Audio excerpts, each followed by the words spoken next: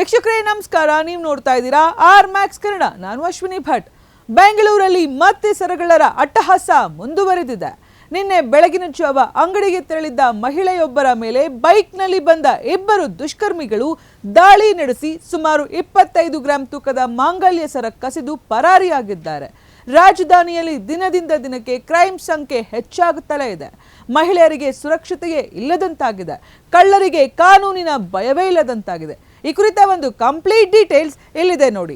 ಸರಗಳ್ಳರ ದಾಳಿಗೆ ಮಹಿಳೆ ಗಾಯಗೊಂಡಿರುವ ಘಟನೆ ಬೆಂಗಳೂರಿನ ಪೀಣ್ಯ ಪೊಲೀಸ್ ಠಾಣಾ ವ್ಯಾಪ್ತಿಯಲ್ಲಿ ನಡೆದಿದೆ. ವಿಜಯಮ್ಮ ಅನ್ನುವಂತಹ ಮಹಿಳೆ ನಿನ್ನೆ ಬೆಳಗಿನ ಜಾವ ಸುಮಾರು 5 ಗಂಟೆ 10 ನಿಮಿಷಕ್ಕೆ ಅಂಗಡಿಗೆ ಹೋಗ್ತಾ ಇದ್ರು.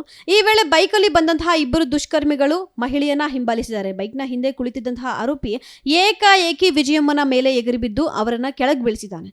ಬಳಿಕ ಬಾಯಿ ಮುಚ್ಚಿ ಮಹಿಳೆ ಎಷ್ಟೇ ಕೂಗಾಡಿದ್ರು ಕೂಡ ಬಿಡದೆ ಅವರ ಕತ್ತಿನಲ್ಲಿದ್ದಂತಹ ಸುಮಾರು 25 ಗ್ರಾಂ ತೂಕದ ಚಿನ್ನದ ಮಾಂಗಲ್ಯ ಸರವನ್ನ ಕಸಿದುಕೊಂಡಿದ್ದಾನೆ. ಸರ ಕಸಿದುಕೊಂಡ ಬಳಿಕ ಇಬ್ಬರು ಬೈಕಲ್ಲಿ ವೇಗವಾಗಿ ಪರಾರಿಯಾಗಿದ್ದಾರೆ. ದಾಳಿಯಿಂದ ವಿಜಯಮ್ಮನ ಕತ್ತು ಹಾಗೂ ಮುಖದ ಭಾಗಕ್ಕೆ ಗಾಯಗಳಾಗಿವೆ.